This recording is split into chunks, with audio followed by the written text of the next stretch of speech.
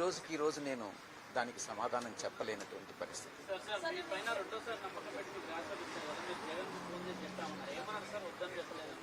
వద్దని రాజీనామా ఆయన అడిగారు, మీరు వెయిట్ చేయాలి. జగన్ గారికి నేను అన్ని వివరంగా చెప్పాను. ఈ పరిస్థితుల్లో నేను న్యాయం చేయలేనన్నటువంటి విషయం కూడా చెప్పాను.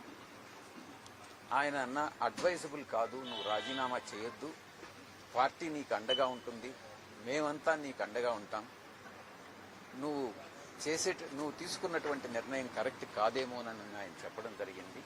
అయినప్పటికీ కూడా నా నిర్ణయం బట్టి నేను ముందుకు వెళ్తా ఉన్నాను. మీరు ఒక ఏమనుకోవద్దు, క్లారిటీ ఉండాలి క్వశ్చన్ వేస్తే. క్లారిటీ లేని క్వశ్చన్స్ కానీ మీరు ఏ పత్రిక మీరు మీ యొక్క ఉద్యోగ ధర్మానికి మీరు న్యాయం చేస్తున్నారా చెప్పండి.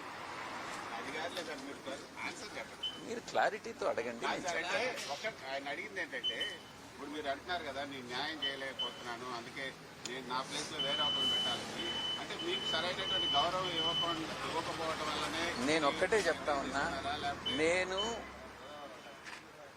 దైవ భక్తుణ్ణి, నేను అబద్ధాలు చెప్పలేను. అబద్ధాలు చెప్పకుండా ఈరోజు ఈ కాలంలో రాజకీయాల్లో రాణించడం అన్నటువంటిది కష్టంగా ఉంది. నా మనసుకి తోచిన విధంగా నేను రాణించలేను రాజకీయాల్లో నన్ను నిర్ణయించుకున్నాను. ఇది వాస్తవం. నువ్వు ఇన్ఫరెన్సెస్ డ్రా చేయొద్దు, నేను చెప్పింది విని. రాధాకృష్ణ చెప్తున్నాడు, సరేనా? లేదు, ఈనాడు కిరణ్ చెప్తున్నాడు, సరేనా? ఎందుకు అసందర్భమైనటువంటి ప్రశ్నలు అనవసరం. నువ్వు అడగాల్సింది క్లారిటీతో అడుగు, నేను చెప్తాను.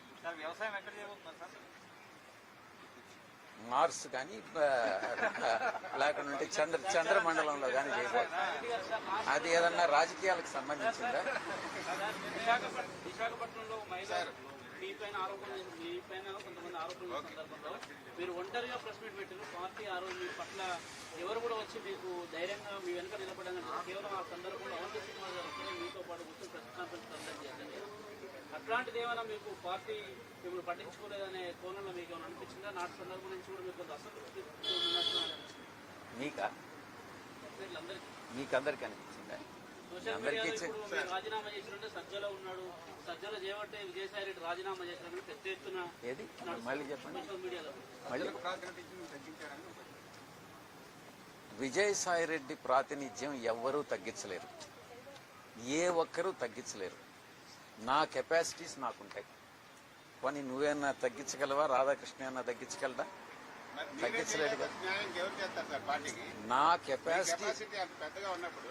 కెపాసిటీ నా సామర్థ్యం ఏందనేది నాకు తెలుస్తుంది. దాన్ని కృష్ణ అంచనా వేయలేడు, ఇంకొకరు అంచనా వేయలేడు.